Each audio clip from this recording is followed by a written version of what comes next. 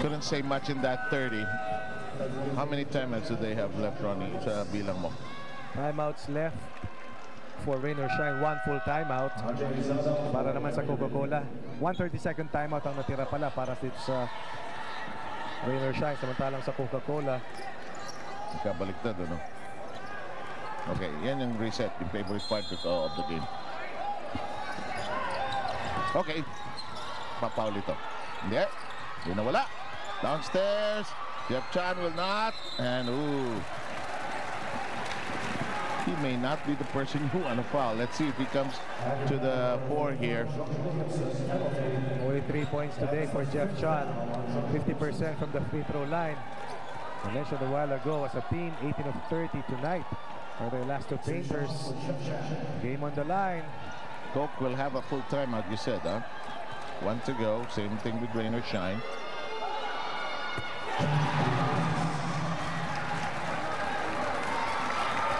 Nabuhayan to rain or shine, no? Marami rin tayong nakita laro dito sa rain or shine na hindi masyado maganda yung first half nila. May ganun, pero ano? May pagdating sa fourth quarter, Oy, interesting. Talking into my mouth. Kasi tinawid mo na eh. 30-second timeout and brought to you by Honey Fix and First Aid ng bahay mo. Bonzol seals off. Again, we are going to carry right here. Okay? Asi. Okay? This is John. Chico. Now this is clear. Ma. We go down. Pili lang kayo pare. Okay? But look at right here. If you cannot get the ball right here, okay? Now, you get again to Asi, but we need a 3-point shot. Okay? Just need a 3-point shot right there. Okay? Come on, let's go. Wala na umang timeout pare. Yun na, no? Sinabi na nilang last time out at yun na, kung lahat ng gusto nilang pag-usapan, nandun na.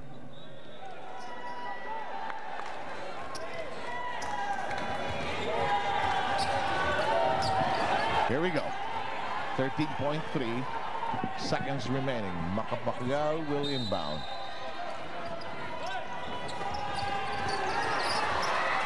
Three, no. 6 seconds. Williamson, no. That is not his shot. The other way, and that could be it. That could be it. Big defensive stop for rain or shine. Coca-Cola had 2 shots, 2 chances to make a 3-point basket, and they miss. Perfect situation right now for rain or shine, in the lead by 3 points. We have a full timeout, but let's try to listen in. I think that's our instructions right now. Let's try to listen in. Ryan,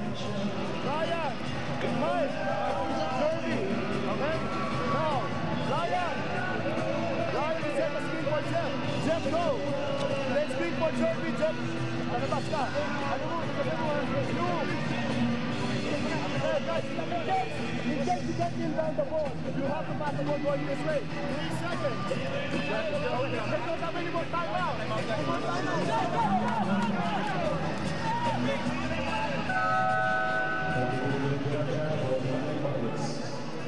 Even Andy Howe putting in his 20 pesos worth of advice for Mike Rayback. They labored hard and long to come out of a big hole in every charge they had. Yung pang-apat na remate, yung maybe, just maybe. Yung bawat charge nila, sinasagot talaga ng Coca-Cola. Wala na tayong timeouts. Wala na tayong timeouts at pagpihit. Aray. Si Jeff Chan, aray, sabi niya. He hit 2 big free throws a while ago to push rain or shine's lead to 3. And now will be tasked to close out this game for rain or shine and shut down the aspirations of Coca-Cola to make it to the quarterfinals. Masakit sa Coca-Cola to dahil kontrolado nila yung game. Kontrolado. 3/4 of the way. Only time that rain or shine led was at the 133 mark of the 4th quarter, and it was 93-90. It was that big 3-point shot by Solomon Mercado that turned things around But you have to give credit. I will give credit to Jervy Cruz and the gutsiness in which he took that shot. I will take command. This young man saying, let's go with it. I am going all the way here. It's a 5-point lead, and that should be it.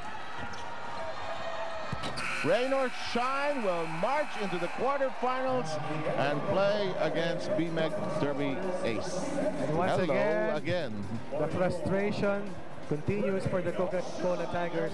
They are not able to cross over to the quarterfinals as rain or shine, starring guys such as Gabe Norwood, Solomon Mercado, and Jervy Cruz, just willing their team to be able to crawl out of the hole that they were in.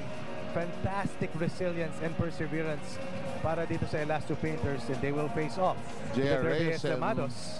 Reyes and Taulava seem to have not accepted that the game is over. They need a few more minutes to talk. And look at this, the coaching staff for BMEC Derby Ace leaving you behind. I mean, what kind of life is this, you know? Text na lang. Okay. Si JR medyo umuusok pa. And let's see if we can get organized. Parang nanalo ng championship ang rain or shine. At mo si Magu, walang magawa. Ala, sige, magantay ka dyan. Ganun yung kahirap yung dinaanan nila. Ganda ng base ni Magu. Wala namang pumapansin sa kanya. Pero why not? Oh, look at this. Jeff Chan jumping over Jervy Cruz because why not? He's the best player of the game. And I think Magu is with a complete battery of Elasto Painters. Go ahead, Magu, sort it out there. Let's first talk to the winning coach, Coach Caloy Garcia. You guys were trailing most of the game. Repeated rallies coming up short, just over a minute and a half, taking your first lead. How worried were you all game long? Well, I just told the players not to stop playing. Just keep on playing the game. You know, maybe one part of the quarter we're gonna have a good break. Then luckily, So started hitting his shot, and Jervy played so big as a rookie in a big game. I think he deserves the player of the game. That's how we should play against BMEC. Jervy is the best player of the game, pero Sol Mercado, what can you say? This guy's been going through so much in his life. 13 of his 19 points before fouling out. What a fourth quarter for him. I think he's just being professional. Despite everything that's happening to him, he still played hard, and he's one part that's the reason why we're winning is because his heart. He's carrying everybody to try to win the game, and it brings up. Even Jervy played good after that, so nadadala na ng iba. Thank you, Coach, for your time, and congratulations once again. See you guys Friday. Batiin mo muna si Coach Ronnie nandun. Coach Ronnie, hello. See you on Friday. Ang ganda ng ngiti ni Caloy. Si Coach George. Okay. Thank you, Coach. Go ahead, Magu. Best player of the game, Jervy Cruz. Jervy, most of the season, role player yung nagiging papel mo dito sa Rain or Shine. On the biggest game of the season on the line for your team, 6 of 6 shooting from the field, 13 points, big shots down the stretch. Ano yung pumasok sa'yo doon? Kasi pag kukalaban namin, hindi ako nagamit eh. Sabi ko, pag ginamit ako, yung bibigay ko na lahat. Ngayon, swerte naman kasi pumasok lahat ng 6 shoots namin. Sa pure pagka ba BMEC ang kalaban, ginagamit ka din? Sana. Sabi ko bata?